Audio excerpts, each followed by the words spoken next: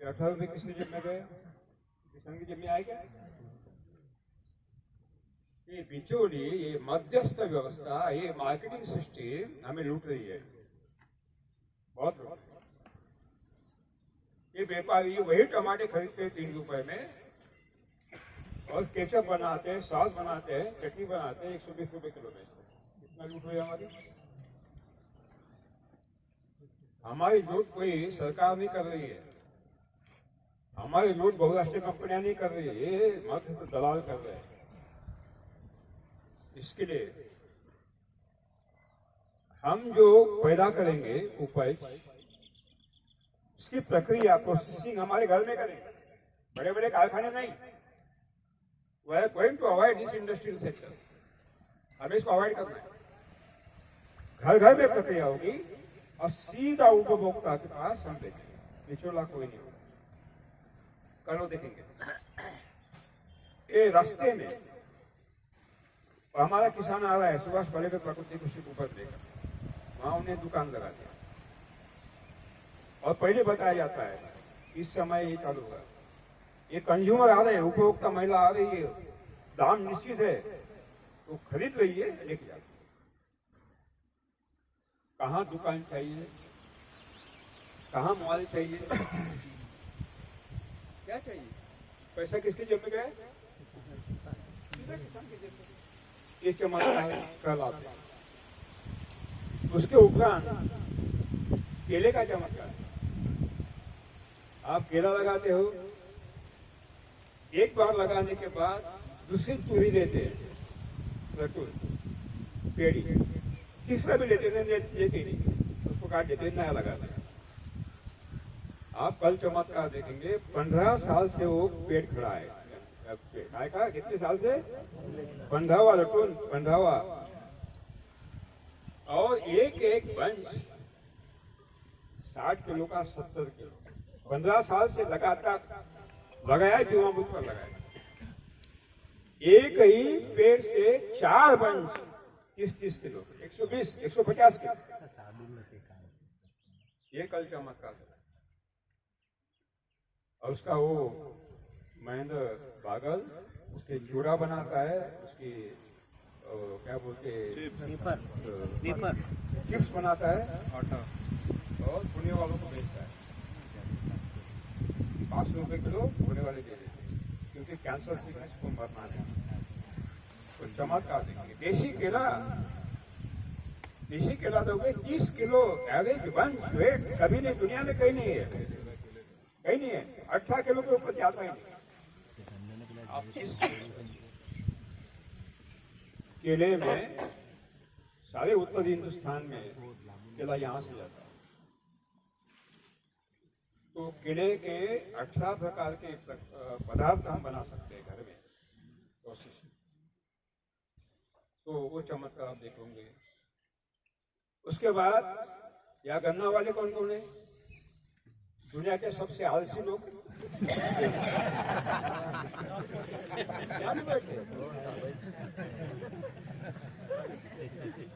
आप कभी भी 3 फीट पर गन्ना लगाते, 2.5 फीट पर। जब आप परंपरागत पद्धति से 1 एकड़ में गन्ना लगाते 3 फीट 2.5 फीट पर, तब 3 टन बीज भूमि में डालते। ये 2.5-3 टन बीज भूमि में डालते तो 3.5 क्विंटल चीनी शुगर मिट्टी में मिलाते। इट इज नेशनल लॉस, ये राष्ट्रीय हानि है।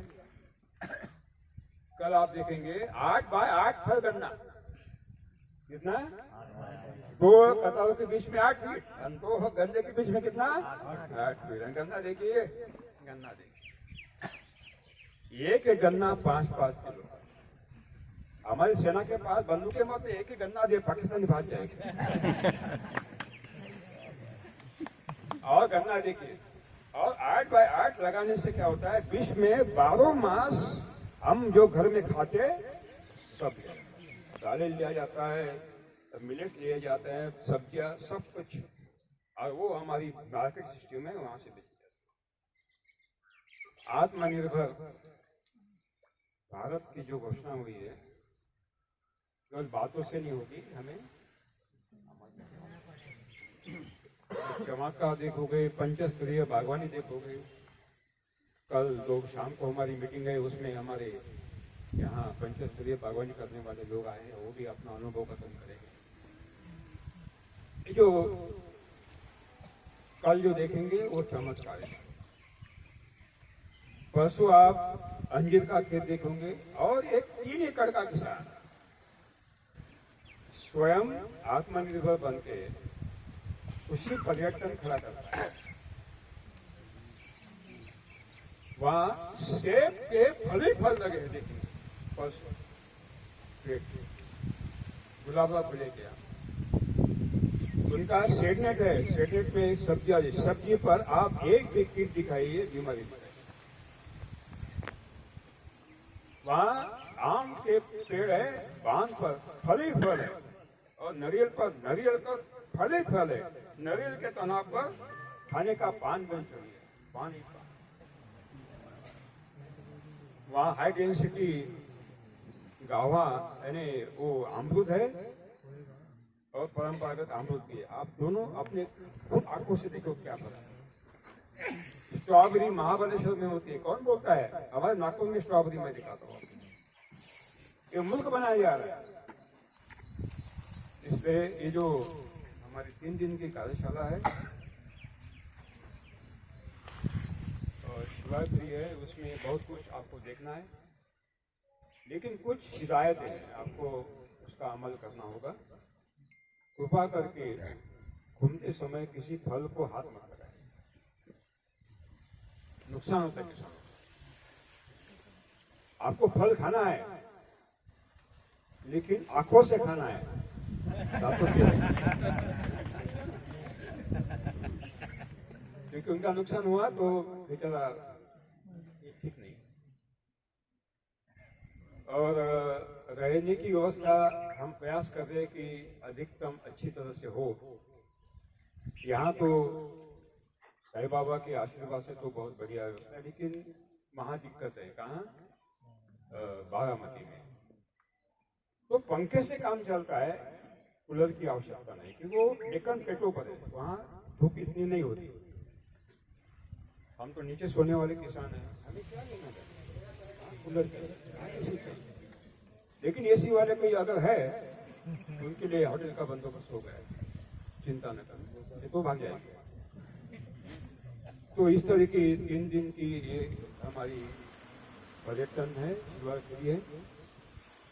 आज मैं अभी सुभाष चौबे जी को मेरा अनुरोध करता हूँ, वो इस तरफ कैसे पहुंचे आप बताइए।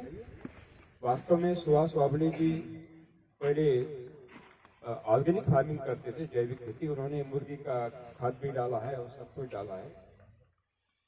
जब लेकिन इनको मालूम पड़ा कि भाई ये तो बहुत खर्चीला है, सस्ता कोई है, तो जब उनको मालूम पड़ा उन्होंने जो हमको अभी चालू कर दिया है। आपको एक ही विश्वास आज मिलेगा, सुभाष वाबले जी का अगर कर सकते हैं तो मैं भी करना ही। ठीक है सुभाष जी, आप पूरा बता। नमस्ते। सब हिंदी में, सब मैं इधर हटाओ। सुभाष दौलतराव वाबले, थोड़ा बीच में आ जाए। आज मेरा परम भाग्य है कि मेरे यहाँ SPNF के फार्मर्स और OB पद्मश्री सुभाष जी पालेकर साहब को लेके आए।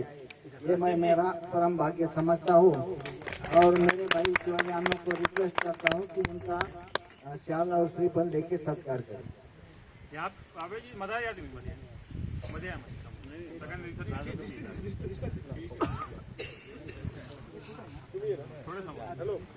यूपी हरियाणा से भी कुछ लोग हैं, छत्तीसगढ़ से, आप सभी का स्वागत है। और ये जो SPNF की जो भी खेती है, तो ये पहले समझ लेना चाहिए प्रैक्टिकल में क्या है। और अभी जो नया जनरेशन है तो उनको ज़्यादा समझने की ज़रूरत है, क्योंकि जो पुराना जनरेशन है वो गौ माता के बारे में बहुत कुछ जानता है, उसका एक्सपेरिमेंट करता है। लेकिन अगर नए जनरेशन में ये ग्लोबल वार्मिंग के क्लाइमेट में अगर खेती में चेंजेस नहीं किया तो फार्मर्स की आत्महत्या अटल है, क्योंकि उनका इकोनॉमिक्स ही बैठने वाला नहीं है।